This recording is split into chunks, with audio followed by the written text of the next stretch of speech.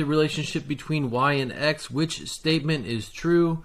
We're going to look at this line that's already placed on this coordinate grid and then determine which of these four statements are true.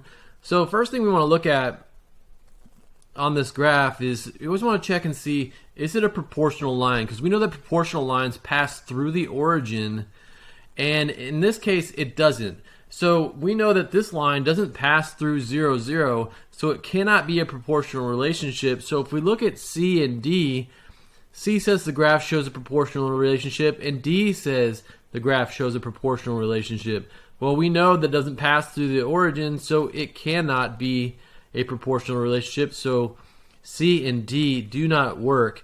So really, we only have a little bit left to do. We have to determine if A or B is the right answer. The graph shows a non-proportional relationship because the graph has a negative slope, and B, the graph shows a non-proportional relationship because the graph does not contain the origin. We just determined that B is true. A is not true because you could have a negative slope. If we took that line and just slid it right on top of the origin, it would be proportional. So that only leaves us with B as the only graph that shows a relationship between y and x.